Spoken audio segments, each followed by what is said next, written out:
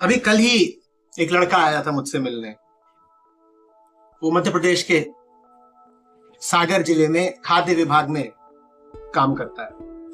नया लड़का है, अभी अभी उसने एंट्रेंस नौकरी का एंट्रेंस क्लियर किया है और 1.5-2 साल से वो नौकरी कर रहा है। प्रतिभाशाली लड़का था, तो अपना बताने लगा कि जिंदगी खाली खाली सी लगती है, सूनी लगती है।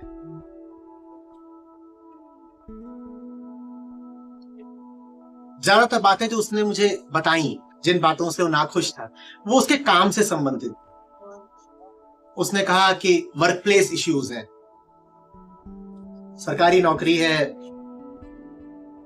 इस तरह का माहौल है, इस तरह का डिसिप्लिन रखना होता है, और कई बार इस तरह की नेगेटिविटी देखने को मिलती है। तो कई बातें उसने बोली जो कि तकरीबन सभी जगहों पर पाई जाती हैं। ऐसा नहीं कि उसी के दफ्तर में माहौल कुछ खास खराब था, दुनिया भर के जगहों पर यही हालत है, चाहे पब्लिक सेक्टर, प्राइवेट सेक्टर, सरकारी या कोई भी और जगह।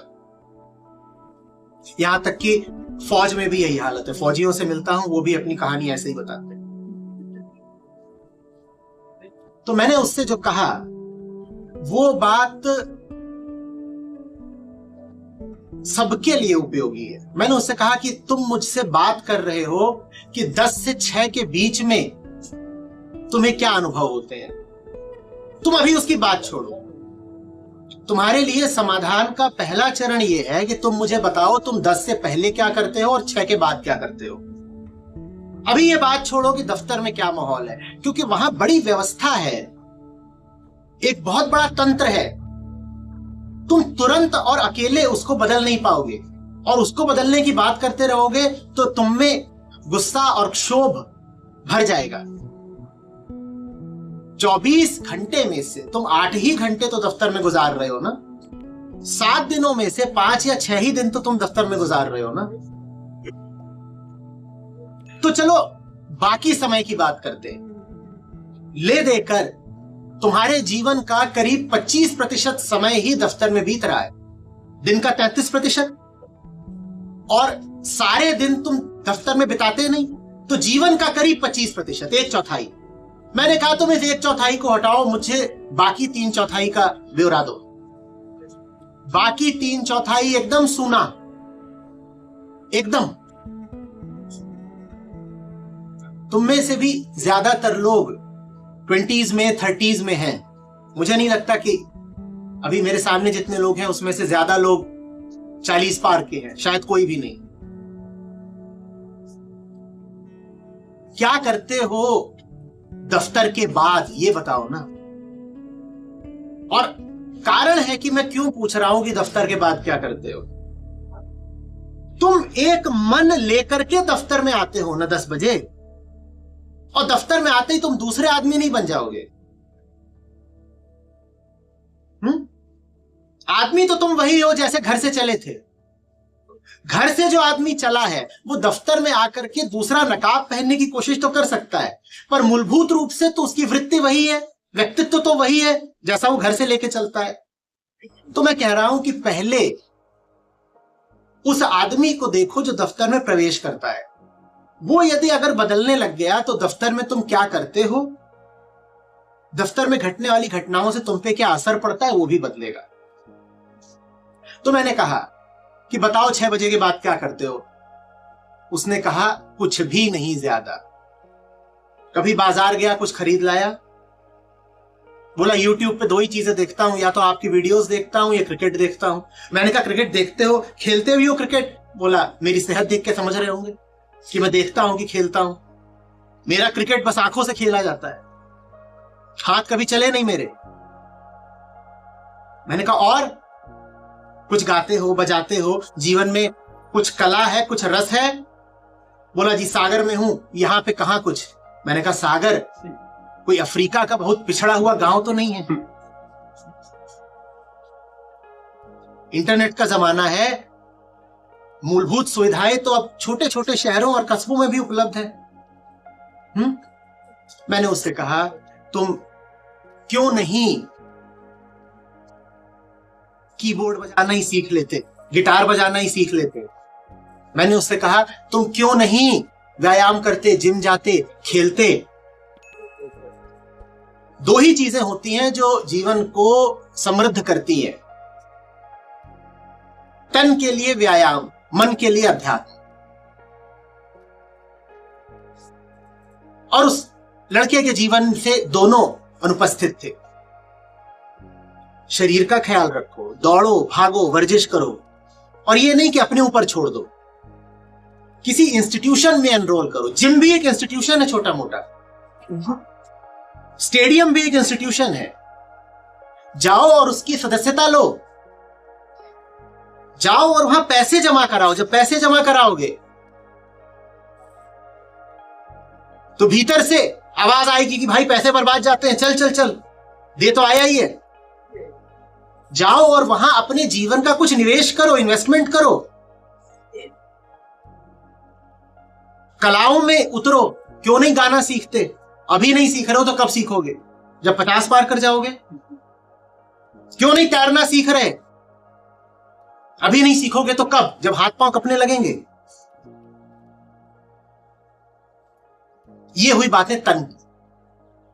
और मन के लिए मैंने पूछा, बताओ पढ़ते क्या हो? बोले पढ़ने से हमारा कोई सरोकार नहीं, हमें पढ़ना ही होता तो हम बहुत कुछ ना कर गए होते, यूं बैठे होते। मैंने कहा देखो, अभी तक तुमने जो पढ़ा वो सिलेबस पूरा करने के लिए और परीक्षा पार करने के लिए पढ़ा है, अपने लिए कभी कुछ नहीं पढ़ा। बोले ये तो है ही, पढ़ाई अपने लिए करता कौन है? पढ़ाई तो करी इसीलिए जाती है कि डिग्री मिल जाए, और हमारा हुनर ये है कि डिग्री भी हमने बिना पढ़े निकाली थी। मैं कहा बढ़िया, तुम हुनरमंद आदमी हो, खूब तुमने हुनर दिखाया है, लेकिन अब जरा कुछ दूसरा प्रयोग करके भी देख लो, अपने लिए कुछ पढ़ के देख लो। बोले अच्छा बताइए, आप में श्रद्धा है, आप कहेंगे तो पढ़ लेंगे, वैसे मन नहीं है हमारा। तो उनको मैंने 2-4 छोटी छोटी किताबें लिखवाई। राजी नहीं होते थे। मैंने कहा एक बार प्रयोग करके देखो।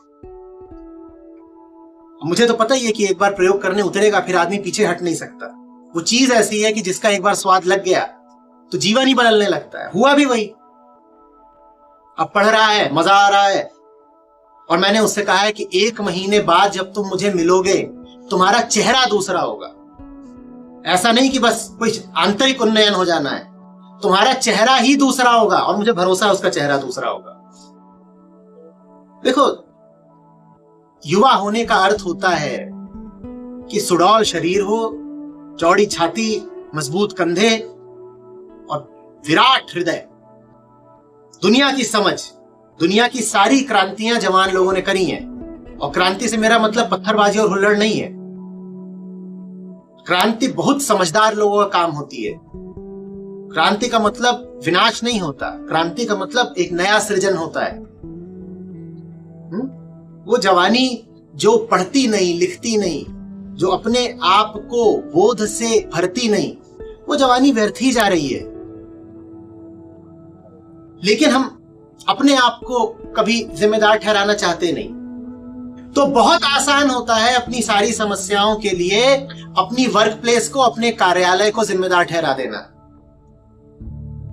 मैंने पूछा एक से, मैंने कहा एक बात बताओ, तुम्हारी यहां की नौकरी छुड़वा देते हैं और मैं रेफरेंस देता हूं, मैं तुम्हारी नौकरी एक दूसरी जगह लगवा दूंगा। दिल पे हाथ रख के कहना, दूसरी जगह पहुंच जाओगे तो क्या तुम्हारा तनाव घट जाएगा? दूसरी जगह पहुंच जाओगे तो तुम्हारे जीवन में फूल खिल जाएंगे? तुम तो तुम ही रहोगे ना, और तुम जहां जाओगे तनाव आकर्षित कर लोगे।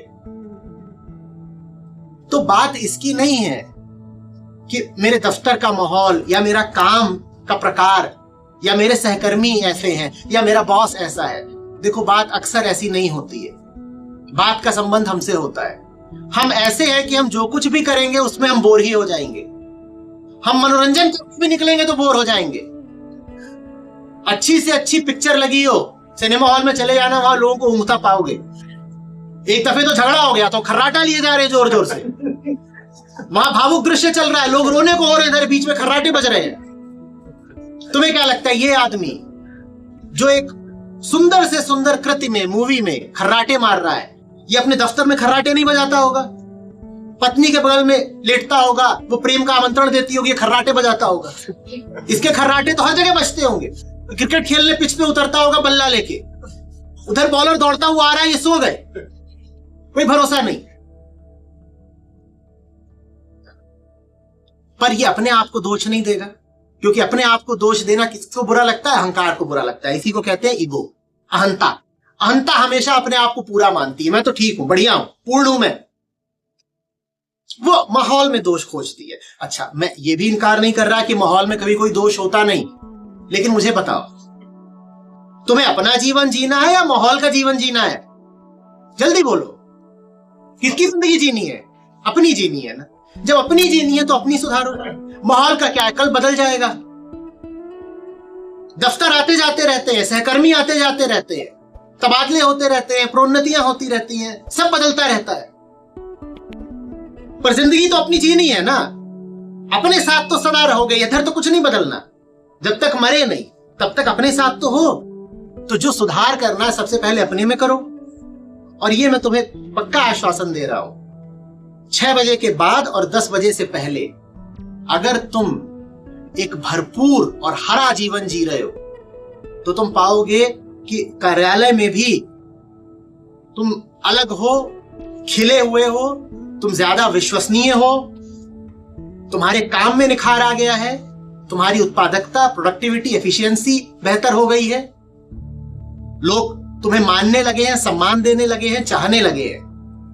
ये बातें सैद्धांतिक नहीं है, ये बातें मैं रोज होते हुए देखता हूं। तुम्हारे लिए आवश्यक है कि इन बातों से फायदा उठाओ, जीवन में उतारो।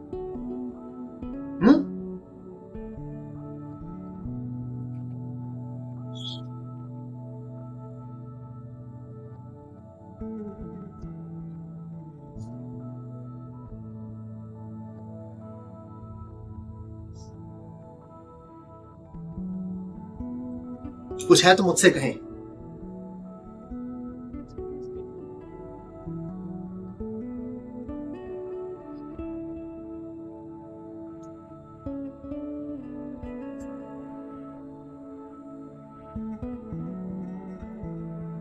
खुले रहिए। देखिए, हम पहले ही मन में निष्कर्ष निकाल लेते हैं कि अगर मैंने ऐसा किया तो परिणाम ऐसा होगा। हम इतने ज्यादा समझदार भी नहीं होते कि हमें हर चीज का परिणाम पहले ही पता हो। आपको हर चीज का परिणाम पहले से ही पता होता है तो जीवन कहीं और ज्यादा बेहतर नहीं होता। लेकिन फिर भी हम सीख नहीं लेते। हम मान के चलते हैं कि अगर मैंने ऐसा कहा या ऐसा करा तो उत्तर ऐसा आएगा या नतीजा ऐसा निकलेगा। मेरा निवेदन है कि ऐसा मत मानिए, प्रयोग करिए। मन को थोड़ा खुला रखिए, थोड़ा सा खतरा उठाने को, रिस्क उठाने को तैयार रहिए। क्या पता कोई कीमती चीज मिल जाए। बंद मत हो जाइए। बंद हो जाने पर बड़ी घुटन है जीवन। बंद होने का आशय यही होता है, मैं सब जानता हूं, मैं सब जानता भी हूं और मैं ज्यादातर जगहों से, तरीकों से निराश भी हूं, तो फिर कुछ मजा नहीं। बनाने वाले ने ये तय करके हमको नहीं बनाया है कि हमें दुख देना है। तो निश्चित रूप से आशा का महत्व है, रोशनी का महत्व है, आनंद संभव है, आजादी संभव है। उस बात को हमेशा ख्याल में रखें कि ये सारी ऊंची चीजें कभी भी कहीं से भी आ सकती हैं। मैं दरवाजे बंद ना करूं। दरवाजे बंद कर दिए तो आती हुई चीज रुक जाएगी भाई।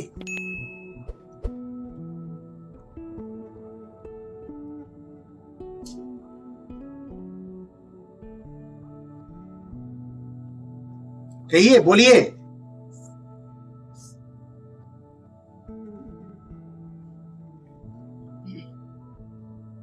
आप कुछ कहना तो चाहते हैं पर विचार बहुत कर रहे हैं। जी सर, एक्चुअली जो आपने उसके पहले अभी कहा कि 10 से 6 के बीच में हम यहाँ रहते हैं, उससे पहले का जीवन, अगर आप उसमें अच्छे हैं तो आपका ऑफिस का भी आता है। बिल्कुल सही बात, बिल्कुल प्रैक्टिकल है ये, मैं वही करता हूँ।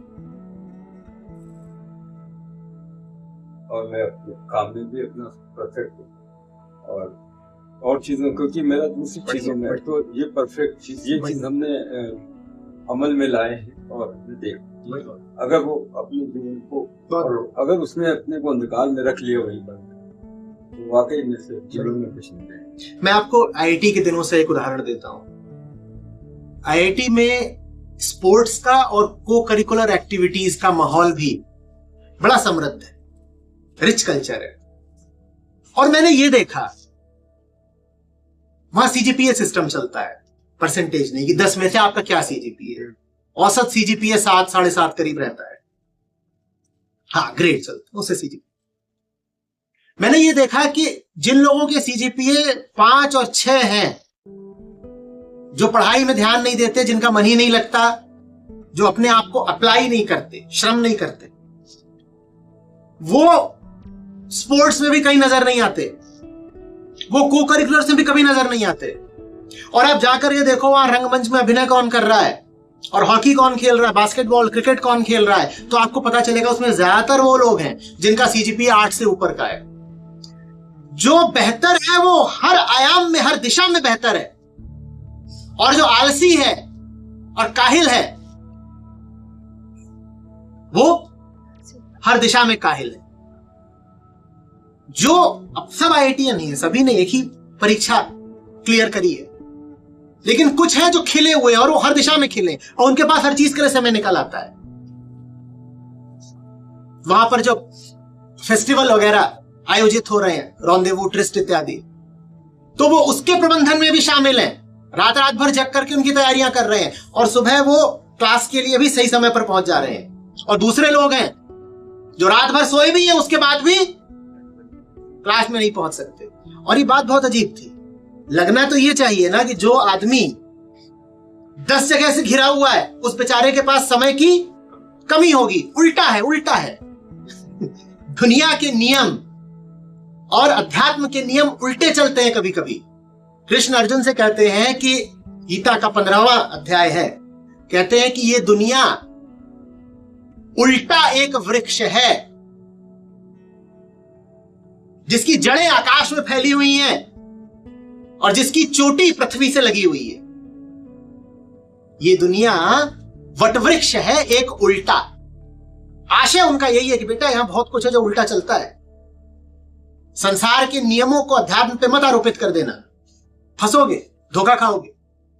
तो दुनिया का में ऐसा लगता है कि समय इतना है और इधर दे दिया, इधर दे दिया, इधर दे दिया, इधर दे दिया, तो बस इतना सा बचा। ऐसा नहीं है। आप अपने आप को आकंठ सही कर्म में डुबो दो, आप पाओगे आपका समय गुणात्मक तौर पे बढ़ गया है, मल्टीप्लाई कर गया है। कहोगे ऐसा कैसे होगा, 24 ही तो घंटे होते हैं, 72 घंटे हो जाएंगे क्या? हाँ, हो जाएंगे, क्योंकि बाहर की घड़ी और भीतर की घड़ी अलग अलग होती है। बाहर की घड़ी को अध्यात्म में कहते हैं क्रोनोलॉजिकल क्लॉक, भीतर की घड़ी को कहते हैं साइकोलॉजिकल क्लॉक। ये दोनों अलग अलग चलती हैं। तुम भली बात ही जानते हो कि भीतर का समय बाहर की घड़ी के साथ साथ नहीं चलता। देखा है ना, दुख की घड़ियां कितनी लंबी हो जाती हैं और सुख के पल कितनी जल्दी बीत जाते हैं। भीतर की घड़ी के नियम अलग हैं। तो अगर तुम सही कर्म में डूबे हुए हो, जीवन को सही जी रहे हो, तो तुम्हें और समय मिलेगा, और समय मिलेगा। दाता उपहार भेजता है, कहता है तुमने सही का समय का सही उपयोग किया, ये लो बोनस समय, एक के साथ एक मुफ्त। 1 घंटा जो सदुपयुक्त हुआ, उसके साथ 1 घंटा मुफ्त मुफ्त मुफ्त। और 1 घंटा जो व्यर्थ गया, उसके कारण अब अगला जो घंटा मिलना था उसमें से भी आधे घंटे की कटौती। लो, कुछ नहीं पाओगे। तो व्यवहारिक अड़चने तो मुझे बताना मत। ये तो कहना ही मत कि आप जो बात कह रहे हो वो अव्यवहारिक, हम घर जाएंगे, देखिए थक बहुत जाते हैं। देखो, काम मैं भी करता हूं और जी तोड़ काम करता हूं, और तुमसे कहीं ज्यादा उम्र का हूं। और जितना काम मैं करता हूं, मैं थोड़ा सा कम विनम्रता का खतरा उठाते हुए कह सकता हूं, तुम में से 4-5 लोग मिला के नहीं करते होंगे। मैं ट्रेन में हूं, मैं गाड़ी चला रहा हूं, मैं जग रहा हूं, मैं सो रहा हूं, मैं काम करता ही रहता हूं, और समय मुझे कम नहीं पड़ता। क्योंकि पूरा समय जब तय कर लिया है कि एक ही दिशा में देना है, तो कम कैसे पड़ेगा? जितना है सब तो दिया। तो ये तो कहना मत कि अभी जाएंगे, थकेंगे, फिर 2-4 घंटे सोएंगे, तो और उसके बाद वो हमारे टीवी सीरियल आते हैं, उनको देखना भी तो जरूरी है। और उसके बाद घंटे भर पड़ोसी की निंदा नहीं करी पत्नी के साथ बैठ के, तो क्या किया? वो करे बिना तो प्रेम ही नहीं बढ़ता पति पत्नी का। ये सब बातें मत बता, सही जगह पर समय को लगाओ, समय ही समय है।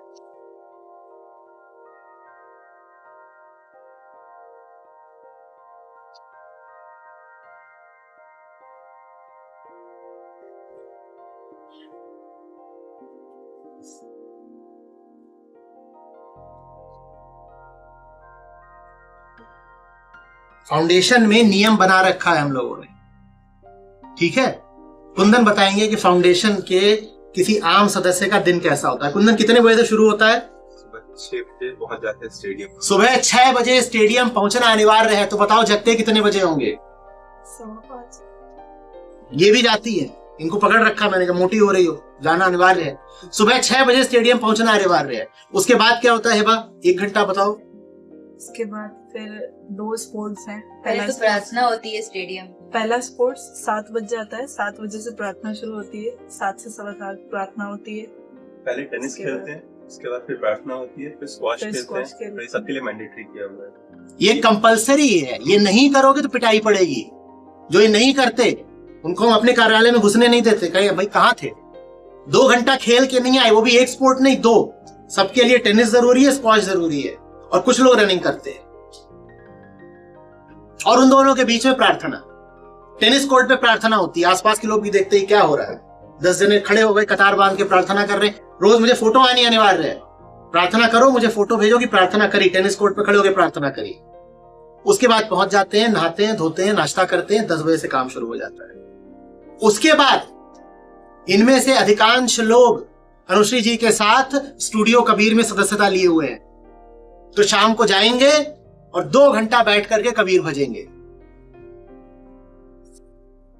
उसके बाद हफ्ते में कोई 2 दिन, कोई 4 दिन ये जाते हैं। हमारा पुस्तक वितरण केंद्र होता है, MSRC बोलते हैं उनको, सोशल रिस्पॉन्सिबिलिटी सेंटर्स। तो वहां खड़े होते हैं, वहां बीच बाजार में खड़े होता होना होता है अपनी किताबें लेकर के। लोग आते हैं, उन्हें अपना साहित्य थमाना होता है, समझाना होता है। कोई नहीं है जो 11-12 बजे से पहले सो जाता हो। और ये हफ्ते के 7 दिन की बात है। और देखो उनको यहाँ कौन थका हुआ लग रहा है। ये अभी सुबह भी सब लोग कार्यक्रम करके आ रहे हैं। आज सुबह की ये आज यहाँ दिखाइए, ये आज सुबह की तस्वीर है। स्टेडियम में खड़े होकर प्रार्थना चल रही है, सुबह 7 और ये ऐसी रोज आती हैं। मजा आ रहा है? आप में से जो लोग हमसे जुड़ना चाहें आमंत्रित हैं। बस ये है कि सुबह 5:15 बजे उठा दिया जाएगा और 11:30 से पहले सोने का सोचिएगा भी मत।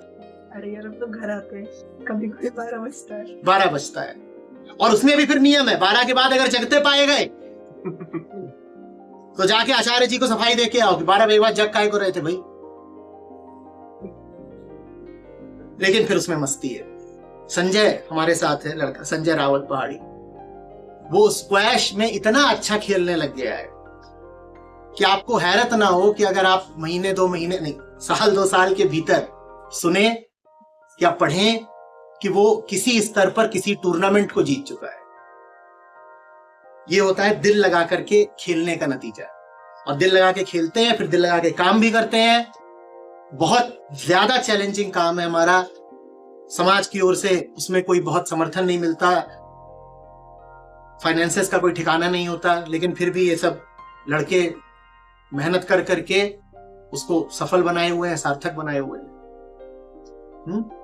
पूरा जीवन फिर उसमें लगाइए एक साथ। 6 बजे के बाद का जीवन अगर बोरियत से भरा हुआ है तो आप दफ्तर में भी बोर्ड रहोगे। और टीवी देखना बिल्कुल छोड़ो।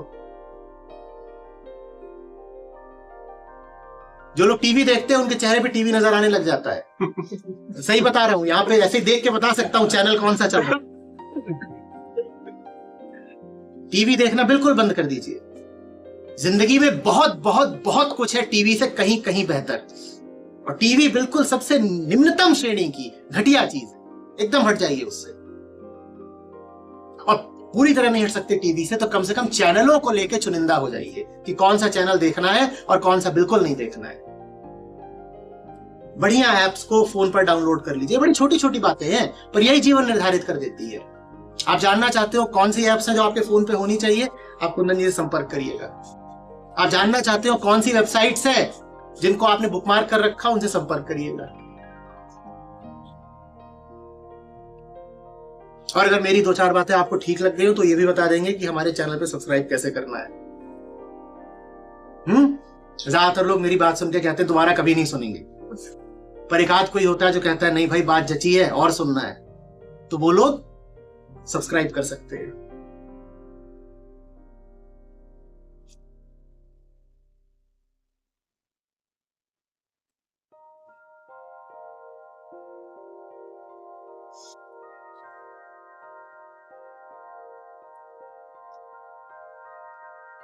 चलिए, जितना मैं कर सकता था मैंने किया, और भी करने के लिए तत्पर रहूंगा। आगे जैसी आपकी इच्छा और आज्ञा होगी। अब आप लोग अपनी प्रेरणा से जुड़िएगा, आगे बढ़िएगा। आप आगे बढ़ेंगे, मैं उपस्थित रहूंगा। दोस्तों, आप लोगों को ये वीडियो कैसी लगती है कमेंट करके जरूर बताएं। ठीक है, आप अपनी मुझे प्रतिक्रिया दे सकते हैं। ठीक है, आप लोग अगर इस टाइप के और वीडियोस चाहिए, ठीक है, तो मैं आपके लिए तैयार हूँ आपको देने के लिए। ठीक है, तो आप लोग क्या करो, इसको लाइक करो, कमेंट करो, शेयर करो। ठीक है, इस पर कमेंट करना जल्दी जल्दी बहुत जरूरी है।